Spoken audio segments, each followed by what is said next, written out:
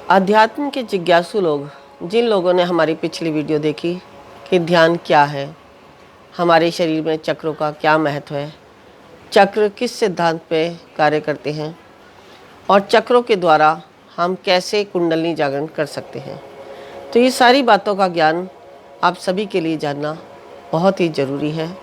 और जो जिज्ञासु होगा वही इस प्रकार का प्रश्न करता है। बहुत सारे लोगों के हमारे पास प्रश्न आते हैं कि हमने ध्यान के बहुत सारे तरीके अपनाए लेकिन फिर भी हम सफल नहीं हो पाए या हमारा ध्यान नहीं लग पाता। तो उनको हमने यही समझाया है कि जो आप कर रहे हैं उसमें कहीं ना कहीं आपकी कोई ना कोई त्रुटि अवश्य रही होगी, तभी आपका ध्यान नहीं लग रहा है।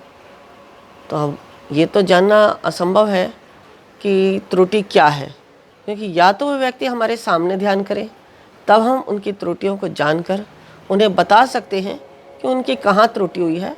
और इसके साथ साथ त्रुटि होना ना होना एक बात है, लेकिन इसके साथ साथ मैं यहाँ एक बात और आप सभी को बता दूँ, प्रत्येक व्यक्ति का अपने प्रारब्ध, अपने संस्कार, अपने जो भी कुछ आपने अपने जन्म से लेकर अब तक जिस संस्कारों में, जिस रीति रिवाजों में, या जो आपका पिछला प्रारब्ध है या घर में जो आपका वातावरण है, उसके अनुकूल जो भी कोई आपने वातावरण देखा उसके अनुसार आप उस मार्ग पर चल देते हैं। लेकिन क्या कभी ये भी जाना है कि वह मार्ग आपके लिए सही भी है या नहीं? क्योंकि हमारे 3 मार्ग हैं, ब्रह्मा विष्णु महेश, 3 शक्तियाँ हैं, सत्व रज तम। इसे कहते हैं हम अश्वक्रांता, रथक्रांता और विष्णुक्रांता। अब इन तीनों में से आपका मार्ग क्या है, आगे हम आपको ये भी बताएंगे। इन तीनों मार्गों से हम कैसे जानेंगे कि हमारा मार्ग कौन सा है। जैसे विष्णुक्रांता है तो वह आनंद मार्ग के द्वारा, जैसे भजन, कीर्तन, नृत्य, इन जो हमारी तरंगों को प्रफुल्लित कर दे। इसके अलावा रथक्रांता, रथक्रांता ब्रह्मा की स्थिति पर, यानी ध्यान की अवस्था में अपने कुंडली ऊर्जा को विकसित करके 7 चक्रों का भेदन करते हुए डिवाइन तक उसको पहुंचाना और डिवाइन से शक्तियों को प्राप्त कर पुनः अपनी कुंडली शक्ति पे आके स्थापित हो जाना। इसके बाद आता है अश्वक्रांता। अश्वक्रांता शिव का मार्ग।